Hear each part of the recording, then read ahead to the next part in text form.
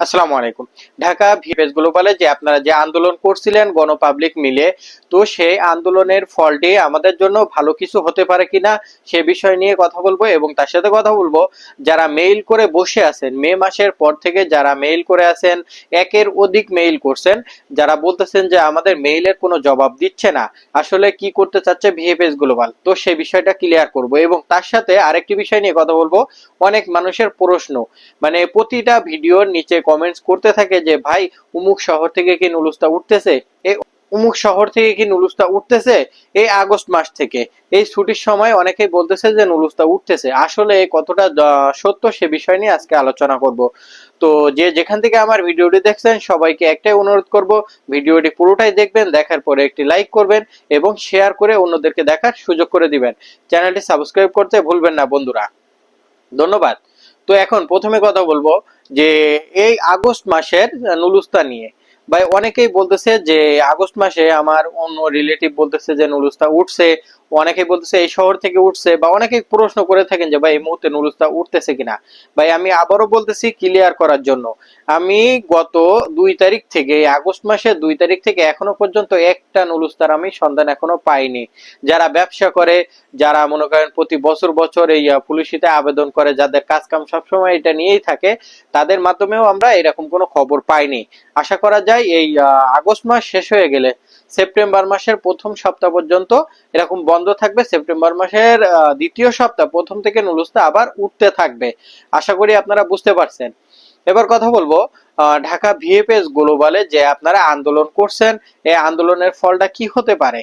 ভাই আপনারা যে আন্দোলনটা করছিলেন এটা অবশ্যই আমাদের বাংলাদেশের জন্য অনেক একটা ভালো কাজে আসবে, কারণ এই আন্দোলনটা করার পরে পররাষ্ট্র উপদেষ্টা সহ প্রধান উপদেষ্টা ডক্টর ইউনূস সাহেব পর্যন্ত এটা নজরদারি করতেছে এবং এটার বিষয়ে তারা একটা ব্যবস্থা নিবে। কিন্তু আপনারা একটা জিনিস মনে রাখবেন, সরকারি কাজ একটু তাড়াতাড়ি হয় না, একটা ধীরে স্থির ভাবে হয়। তো তারা বিষয়টা নিয়ে আমলে রাখছে, এটা নিয়ে তারা কাজ করতেছে। আশা করা যায় পররাষ্ট্র উপদেষ্টা কিছুদিন আগে ইতালি অ্যাম্বাসাডর যে আপনার ইতালি যে রাষ্ট্রদূত আছে তার সাথে কথা বলছে, কথা বলে তারা কিভাবে এটা সমস্যা সমাধান করতে পারে সেই চেষ্টা তারা চালাচ্ছে। এই একটু ধৈর্য সহকারে অপেক্ষা করতে হবে। এখানে আরেকটা সুখবর, বাংলাদেশের পররাষ্ট্র উপদেষ্টা বিভিন্ন বিশ্বের যে দেশগুলো আছে, বাংলাদেশি যারা শ্রমিক বিভিন্ন দেশে কাজ করে, অন্য অন্য দেশে আরো যাতে কর্মস্থল পাওয়া যায়, আরো যাতে কর্মস্থান বাংলাদেশিদের জন্য বেশি করা হয় এবং তাদের শ্রমিকের বেতনও নিয়ে তারা কথা বলতেছে। আশা করা যায় এখন যে কয়টা দেশে বাংলাদেশের শ্রমিক যাচ্ছে, এর থেকে আরো বেশি শ্রমিক আগামীতে যাবে, তারা এই বিষয় নিয়ে কাজ করতেছে। তার সাথে এই ঢাকা ভিএফএস গ্লোবালটা নিয়েও তারা কাজ করবে ইনশাল্লাহ, এটা আশা করা যায়। তো আপনারা ধৈর্য সহকারে অপেক্ষা করেন, আপনারা আন্দোলন করছেন এটা আপনাদের জন্য ভালো হয়েছে, কিন্তু বেশি করা ভালো না, একটু অপেক্ষা করেন, ধৈর্য ধরেন, অবশ্যই একটা ব্যবস্থা হবে। এবার কথা বলবো যে যারা মেইল করে রাখছেন মে মাসের পর থেকে বা মে মাসের আগের থেকেই, যারা মেইল একবার না দুইবার না তিনবার করে রাখছেন, এটা একটা আমরা গোপন সূত্রে খবর পাইছি। ভিএফএস গ্লোবালে কর্মরত আছেন একজন ব্যক্তি, তার সাথে যোগাযোগে আমরা এতটুকু নিউজ পাইছি যে একজন ব্যক্তি 8টা পর্যন্ত মেইল করছে। তো চিন্তা করেন 15,000 পাসপোর্ট, তার ভিতরে মেইল হয়েছে প্রায় 1 লাখের উপরে। তো এখানে তারা কি চেক করবে, একটা ব্যক্তি যদি 8টা 9টা 7টা 5টা মেইল করে, তাহলে তাদের কোন মেইলের উত্তর তারা দিবে। তো আপনারা একের অধিক মেইল করেন না, আপনাদের মেইলের একটা একটা জবাব দেয়া হবে, একটু ধৈর্য সহকারে অপেক্ষা করেন। তারা সিরিয়াল বাই সিরিয়ালে কাজ করতে আছে। আর দীর্ঘ একটা মাস ভিএফএস গ্লোবাল বন্ধ থাকার কারণে তাদের কাজের একটু সমস্যা হয়েছে, অনেক ত্রুটি হয়েছে। আশা করা যায় এই সব ত্রুটি থেকে তারা উঠে আসবে কিছুদিনের মধ্যে।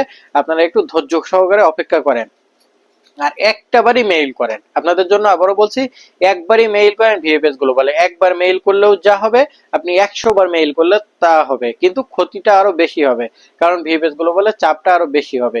একই মেইল থেকে তারা বলে দিছে, একই জিমেইল থেকে একই নাম্বার থেকে একটার অধিক মেইল করা সম্ভব না বা করবেন না আপনারা। তো এই ভুল করে কিন্তু আপনারা আপনাদের নিজের ক্ষতি করতেছেন। তো আমি আবারও বলতেছি, আপনারা একটাই মেইল করবেন, একের অধিক কেউ মেইল করবেন না।